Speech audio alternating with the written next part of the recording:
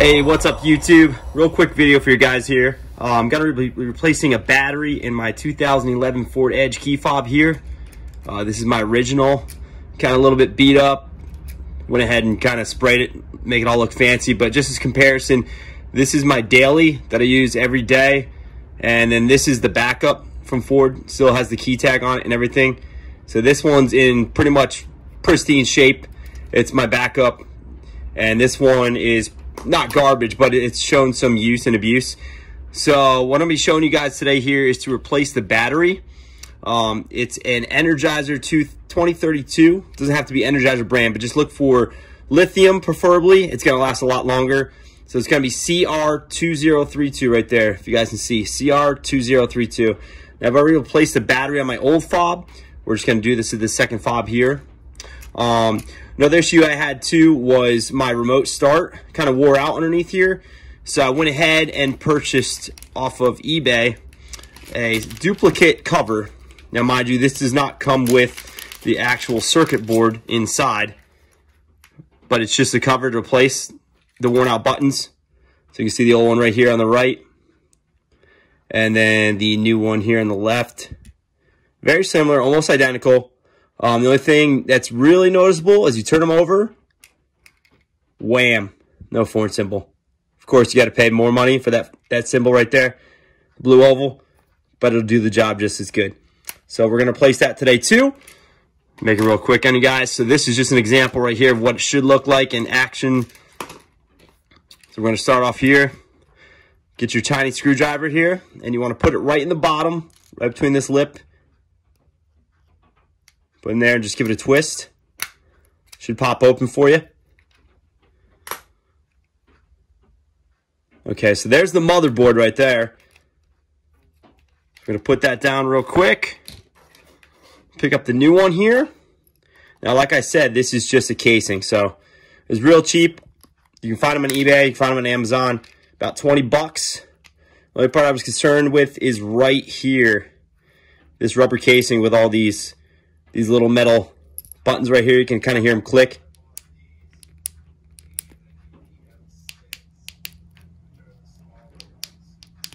Okay, so we'll put that down real quick. In comparison to the one that wore out, I'm going to lift up the motherboard here. Very careful not to damage this. Okay, and I'll show you guys real quick. So this is the part that actually wore out. I went ahead and swapped it with the one down here. If you flip it over, it's for the Panic. Now, a couple of you guys with the Edges out there with this same key fob can probably attest to accidentally hitting this. I've had numerous times where people say, hey, your car alarm's going off, and I don't realize it because I can't hear it, but obviously I hit it. It's the one that's all the way to the top and most likely going to get hit by something in your pocket. So I saved me some heartache by actually taking that button off, which I would probably never use, and swapping it up to here to the remote start on the flip side that I use every single day. So I did that, glued it. It was working for a little bit, but like I showed you on that new one, it's got to make that nice click. Now up here where I swapped it,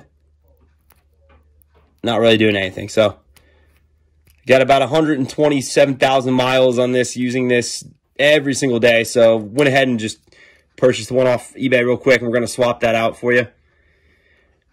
All right, so not going to use this old fob here. I got the new one. It's all nice and pretty.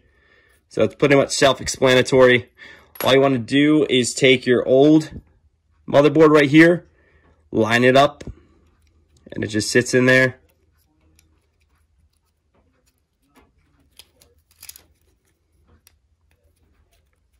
Gonna put the bottom in first.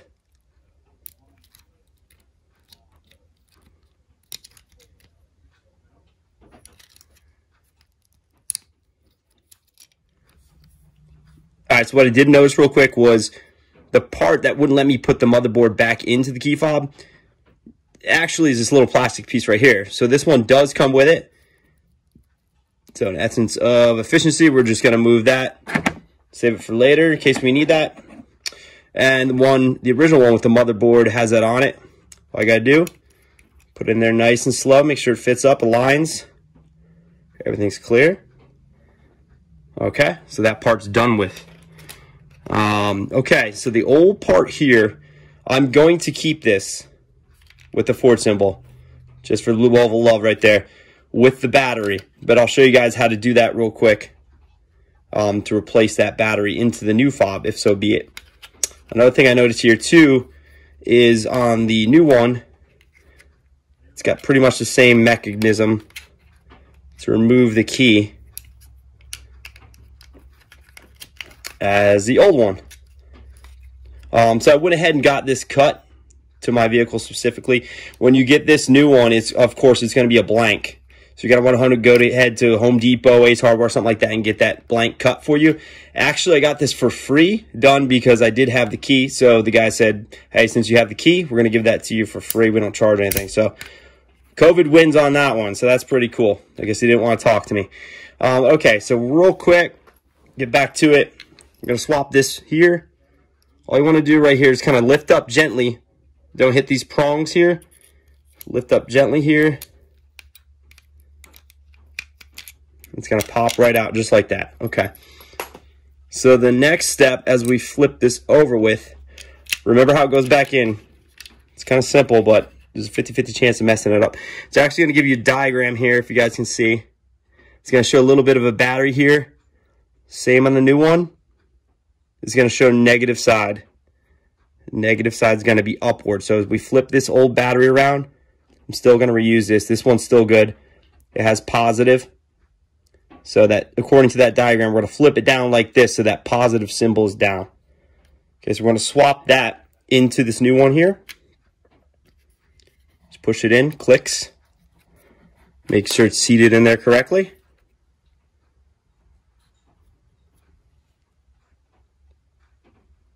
Okay. So I'm not going to be using this like I said before. So we're just going to pop that out real quick.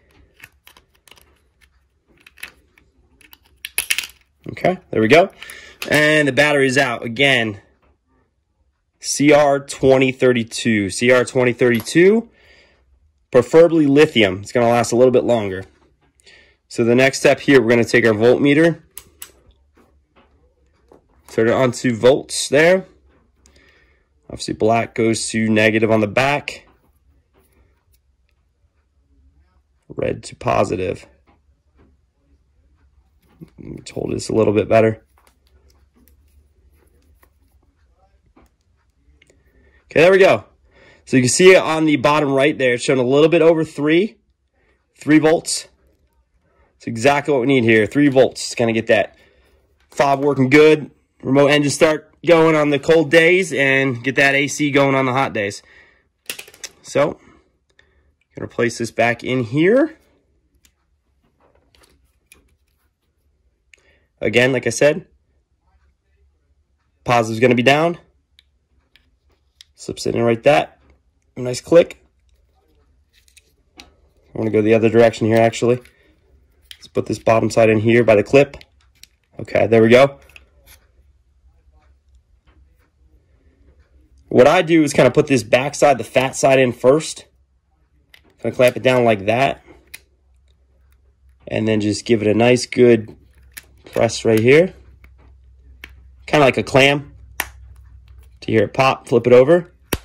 Another good pop there. Make sure everything's sealed just in case you guys drop this in the rain or the snow or anything like that. You don't want to get any of that liquid in there. And that's it. So we got the old Ford here representing. Nice new chrome on here. And the new fob. Looks almost brand new. So hopefully that, guys, helps you guys out. Remember to like and subscribe my videos. I hope this helps. Major shout out to Bill Trammell, Mac T, and all the Edge community here. Hope this guys can help you guys get back on the road safely. This is very important. So, all right, you guys, thank you again. Have a good night.